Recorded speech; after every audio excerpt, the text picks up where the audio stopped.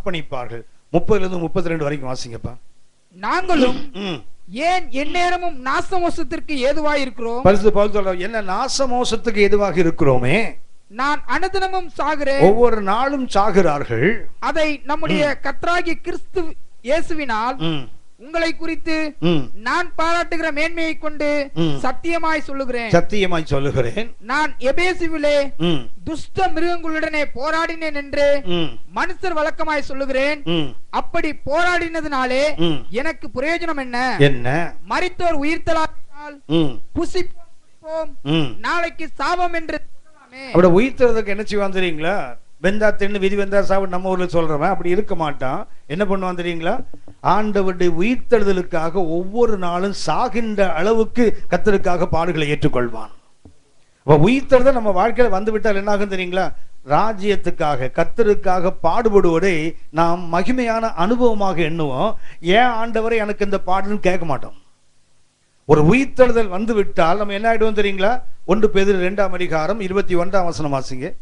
1 பேதுரு 2ஆம் அதிகாரம் 21ஆம் வசனம். 1 Peter chapter 2 and verse 21. இதற்காக நீங்கள் அழைக்கப்பட்டும் இருக்கிறீர்கள், ஏனெனில் கிறிஸ்துவும் உங்களுக்காக பாடுபட்டு நீங்கள் தம்முடைய அடிச்சுவடுகளை தொடர்ந்து வரும்படி உங்களுக்கு மாதிரியை பின் வைத்து போனார். அப்படின்னா உயிர்த்தெழுந்த வாழ்க்கை என்பது கத்திருந்தீங்களா? தேவனுக்காக கர்த்தருக்காக பாடுகளை மனமுவந்து ஏற்றுக்கொள்வது. ஒன்ன புரிஞ்சுக்கிங்க. லூக்கா 16ஆம் அதிகாரத்தில் ஐஸ்வர்யவான் லாசரு இருக்காங்க தெரியுங்களா?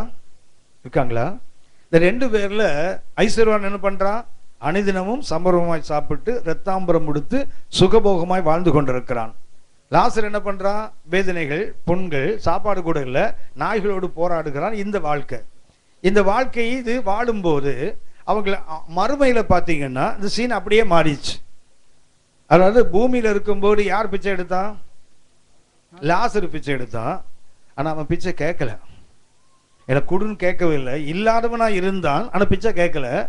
ஆனா அடுத்த காலத்துல பாத்தீங்கன்னா அந்த பணக்காரன் பிச்சைக்காரனா மாட்டான் பாருங்களேன்.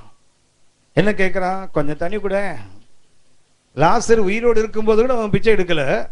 ஆங்கிலம் சொல்லுவாங்க parable of 2 beggars என்று சொல்வார்கள். 2 பிச்சைக்காரனுடைய நிகழ்ச்சிம்பாங்க. நான் அதை ஏற்றுக்கொள்றது இல்லை. ஏன்னா லாசர் பிச்சையே எடுக்கல, அவன் கேட்கல. குறைவு இருந்ததே தவிர அவன் கேட்கல. ஆனா அந்த பணக்கார ஐஸ்வர்யன் பாத்தீங்கன்னா மேல போனவன் என்ன பண்றான்? பாடாத வேதனைப்படும் போது பிச்சை எடுத்தான். அவனுக்கு சொல்லப்பட்ட பதில் என்ன தெரியுங்களா? மகனே, நீ உலகத்துல வாழும் போது என்ன பண்ண? நன்மையை அனுபவித்தாய், அப்படியே லாசருவும் பாடுகளை அனுபவித்தான். எப்படி ஒரு சம்பிரமமாய் சாப்பிட்டாரோ, எப்படி நல்ல சட்டை போட்டாரோ, எப்படி சுகமாய் வாழ்ந்த போது என்ஜாய் பண்ணாரோ, அதே என்ஜாய்மெண்ட் குறைவிலும் லாசர் அனுபவிச்சிருக்கான் பாருங்க. அப்படி என்றால் உயிர்த்தெழுதல் அர்த்தம் என்ன தெரியுங்களா? பாடுகளை எப்படி ஏத்துப்போம்? தலையெழுத்துன்னு ஏத்துக்கிறது இல்லை. உயிர்த்தெழுதல் அவர் என்ன சொல்றாரு? பாடுகள் எந்நேரமும் அடிக்கப்படுகிறோம், ஒவ்வொரு நாளும் நாங்கள் அடிக்கப்படுகிறோம். ஆனா என்ன பண்றதுக்காக நாங்க வருத்தப்படுறது இல்லை. கிறிஸ்துவின் உயிர்த்தெழுதல் எங்க வாழ்க்கையில நிறைவேறுகிறது. அப்படின்னா உயிர்த்தெழுதல் அடுத்த நம்பிக்கை என்ன இருக்கணும் தெரியுங்களா? உபத்திரவங்கள் எல்லாருக்கும் வருது, நமக்கும் வரும். ஆனா நமக்கு என்ன இருக்கணும் தெரியுங்களா? ஒரு சந்தோஷம் இருக்கணும். நான் எப்போதுமே நினைப்பேன், எனக்கு குழந்தைகள் இல்லை. அப்ப என்கிட்ட கேட்கும்போது சொல்லுவாங்க, இவ்வளவு பிரசங்கம் பண்றீங்க, இவ்வளவு பண்றீங்க, உங்களுக்கு ஏன் கர்த்தர் குழந்தை கொடுக்கல? நான் சொல்லுவேன், குழந்தை எனக்கு வழக்கு தெரியாது, அதனால கர்த்தர் குழந்தையை கொடுக்கல. ஹலோ ஆனா வளர்ந்த குழந்தைய எனக்கு கொடுத்துட்டாரு. Praise the Lord. அதாவது குழந்தைய கொடுத்தா நான் ஒழுங்கா வளர்த்துருக்க மாட்டேன். நான் பாட்டு கொடுத்துட்டு ஊரா ஓடிட்டு இருந்திருப்பேன். குழந்தை ஒழுங்கா வளர்ந்துருக்காது. ஆனால் ஆண்டவர் பார்த்தாரு, இவனுக்கு பிள்ளைய வளர்க்க தெரியாதுடா, வளர்ந்த பிள்ளையா கொடுத்துட்டாரு. இப்போ பார்த்தீங்கன்னா ஊருக்கு 4 பிள்ளை இருக்குது எனக்கு. இப்போ எந்த ஊருக்கு போனாலும் வெளிநாட்டுல நிறைய பிள்ளைங்க இருக்குது. அப்பான்னு தான் ஃபோன் பண்ணுவாங்க. அப்பான்னா சாதாரண நம்ம பெத்த பிள்ளைங்க கூட வந்து கொஞ்சம் மரியாதை. இன்னைக்கு வந்து தோல்ல வந்து பலார்னு ஒன்று அறையுது. என்னன்னு பார்த்தா டேடின்றா பின்னாடி ஒருத்தர். பார்த்தீங்கன்னா அது 32 வயசுல ஒரு 185 கிலோல இருக்குது. அதை அடிச்சா நான் என்னத்துக்கு ஆவேன்? டம்முன்னு ஒரு அடி. திரும்பி பார்த்தா இவ்வளோ பெரிய மகன் நிற்குது. நான் உங்களுக்கு சொல்லியிருக்கேன், டோனாவூர்ல ஒரு முறை கிளாஸ் எடுத்த போது ஒரு அக்கா சொன்னாங்க, don't worry brother, I am your doctor. அக்காவுக்கு 95 வயசு. பேசலாம்.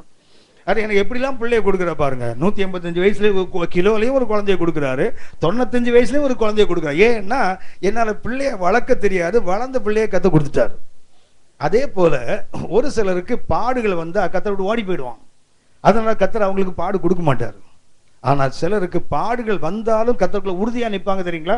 அவர்களுக்கு தான் கத்தர் பாடுகளை கொடுப்பார். ஆமென். அப்படின்னா என் வாழ்க்கையில உங்க வாழ்க்கையில பாடு வருதுன்னா கர்த்தர் நம்ம நம்பிட்டாருன்னு அர்த்தம். ஆமென். நம்ம நம்பலன்னா நான் சொல்லுவேன் எப்போதுமே, நிறைய ஊழியர்களுடைய சாட்சிகளை கேட்கும் போது, அநேக ஊழியர்களை கர்த்தர் நடத்துகிற வழியை பார்க்கும்போது எனக்கு ஆச்சரியமா இருக்கும். ஊழியத்துல இவ்வளவெல்லாம் பாடுபடணுமான்னு நினைப்பேன். ஏன்னா எனக்கு அது ஒண்ணும் கூட வரல. அப்ப நான் நினைப்பேன், எனக்கு அந்த பாடு வந்திருந்தா பைபிளை தூக்கி அடிச்சுட்டு இயேசு கடவுளேன்னு ஓடி போயிட்டு இருப்பேன். ஆனா தான் கர்த்தர் எனக்கு அதை கொடுக்கல. கொடுத்தாலும் தாங்குவார்கள் நம்புறாதீங்களா, அவங்களுக்கு தான் கர்த்தர் உபத்திரவம் கொடுக்கிறார். அப்படின்னா உபத்திரவம் உங்க வாழ்க்கையில வருதுன்னா அதுக்கு அர்த்தம் என்ன? கர்த்தர் என்ன நம்பிட்டாரு. நான் எவ்வளவு